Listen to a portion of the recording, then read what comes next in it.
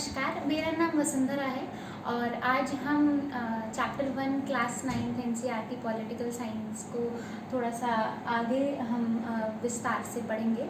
तो हमने अभी तक पढ़ा कि लोकतंत्र क्या है, उसकी परिभाषा क्या है, उसकी विशेषताएं क्या है और बहुत सारी एग्जाम्पल्स हमने देखे। आज हम देखेंगे कि लोकतंत्र ही क्यों। अब हमारे मन में सवाल उठता होगा कि ऐसे बहुत से राजा महाराजा हुए हैं जिनका शासन भी अच्छा था, जो अपनी प्रजा को बहुत अच्छे से रखते थे, तो लोकतंत्र ही क्यों। आज का हमारा जो टॉपिक रहेगा वो होगा लोकतंत्र ही क्यों। तो सबसे पहले अगर हम सही मायने में किसी चीज़ को जज करते हैं, कंपेयर करने जाते हैं, तो हमें सबसे पहली चीज़ जो देखनी चाहिए, हमें उसके विपक्ष और पक्ष दोनों के बारे में हमें बात करनी चाहिए। तो इस वीडियो में हम विपक्ष के बारे में बात करेंगे कि लोकतंत्र के ड्रॉबैक्स क्या हैं, उन्हें किस तरह से ठीक कर मतलब ऐसी क्या चीज़ें हैं जो अगर लोकतंत्र में ठीक कर दी जाए तो वो और बेटर हो सकता है। क्योंकि अगर हम चाहते हैं कि किसी देश की डेवलपमेंट हो तो सबसे पहला पॉइंट यही आता है कि उस देश की जो कमियां हैं वो अगर हम वही ढूंढेंगे तो उसके बाद में ही उनको हम जो है रेक्टिफाई कर सकेंगे, सुधार सकेंगे। तो पहले देखेंगे कि उसके विपक्ष में क्या तर्क है। पहली चीज़ जो आती है अस्थिरता।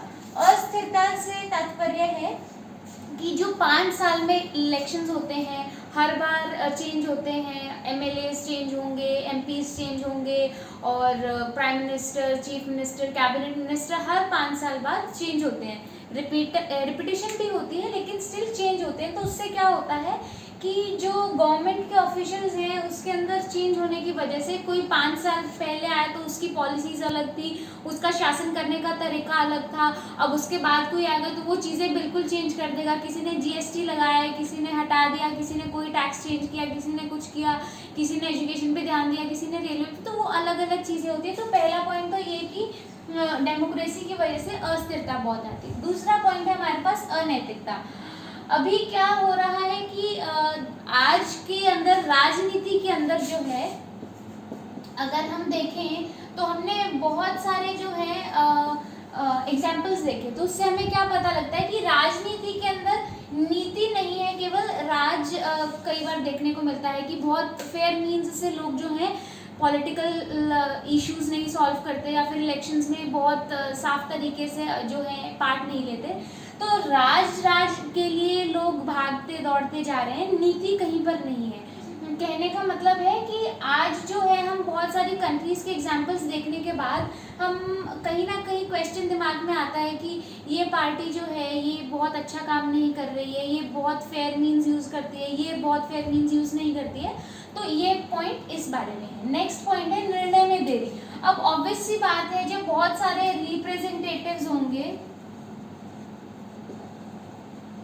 जब बहुत सारे रिप्रेजेंटेटिव्स होंगे तो एक तो कोई है नहीं राजा की तरह या तानाशाह की तरह कि जो उसने कहा वही डिसीजन फाइनल। तो जब बहुत सारे लोग बैठते हैं, एक स्टेट असेंबलीज के अंदर भी बिल्स पास होते हैं तो उससे पहले पूरी डिस्कशंस होती हैं, वो फिर पारित किए जाते हैं, फिर इम्प्लीमेंट होते हैं, फिर कहीं पे जाकर के उनका हमें फ़ायदा मिलता है। तो उस प्रकार से जो है बहुत टाइम लग जाता है। तो क्या है, जो रिप्रेजेंटेटिव्स होते हैं उनको सबको डिसाइड करना, फिर उसको पास करना, फिर उसको इम्प्लाई करवाना, उसको जो है वर्किंग के अंदर लाना थोड़ा लंबा प्रोसेस है। तो ये एक छोटा सा ड्रॉबैक और है।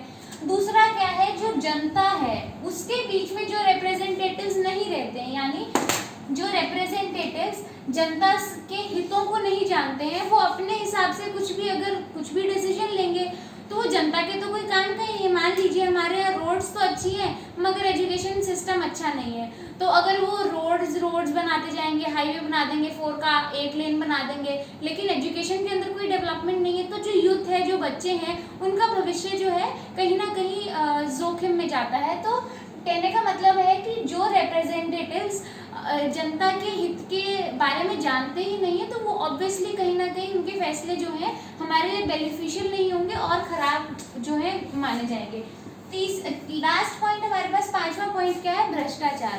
अब जैसा कि हमने इस पॉइंट में डिस्कस किया कि राजनीति में नीति नहीं है, राज के लिए लोग ज़्यादा भागते हैं, तो उससे हमें क्या देखने को मिलता है कि पार्टीज जीतने के लिए कुछ भी करेंगी, बहुत पैसा लुटाएंगी। हालांकि एक बजट होता है कि आप इतना ही सिर्फ यूज़ कर सकते हैं अपने इलेक्शंस के प्रचार प्रसार में, लेकिन बहुत पैसा देंगे, पैसों में वोट खरीदेंगे और भी बहुत सारी चीज़ें होती है जो हमें पता है ग्राउंड लेवल पे क्या होता है। तो इससे जो क्या है, भ्रष्टाचार बढ़ता है और भी बहुत सारे मीन्स होते हैं, केवल इलेक्शंस में ही नहीं, बहुत तरीकों से जो है भ्रष्टाचार जो है बढ़ता है। तो इससे हम अब ये नहीं है कि भ्रष्टाचार केवल डेमोक्रेसी में ही होता है, बाकी भी बहुत सारी जो मीन्स ऑफ गवर्नमेंट्स है उनमें भी होता है, लेकिन ये कुछ ऐसे ड्रॉबैक्स थे जिससे हमें पता लगता है कि ये डेमोक्रेसी के अगेंस्ट है, या फिर अगर भ्रष्टाचार खत्म हो जाए तो ये पॉइंट खत्म है, उसके बाद में अगर लोगों के हितों को जान लिया जाए तो ये पॉइंट भी खत्म है। निर्णय में देरी क्या है, इसको हम थोड़ा सा कॉम्प्रोमाइज कर सकते हैं कि निर्णय जो है लोगों के हित का जब तक आएगा तो चाहे थोड़ा सा लेट हो जाए, बहुत ज़्यादा लेट नहीं, थोड़ा सा लेट हो जाए तो चलेगा। इसमें हम क्या है, एडजस्टमेंट्स कर सकते हैं, इसको इम्प्रोवाइज कर सकते हैं।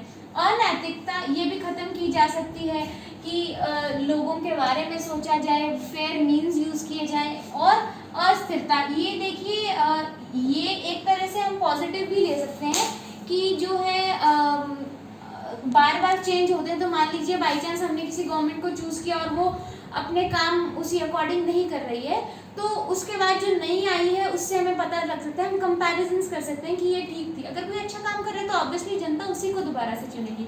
तो ये पॉइंट जो है दोनों ही पक्षों में जाता है। इस वीडियो के अंदर हमने विपक्ष के बारे में देखा कि विपक्ष के जो तर्क थे। नेक्स्ट वीडियो में हम इसके पक्ष के जो तर्क हैं वो देखेंगे। अगर ये वीडियो आप लोगों के लिए बेनिफिशियल थी तो इसको शेयर कीजिए, लाइक कीजिए और चैनल को सब्सक्राइब कीजिए। नमस्कार।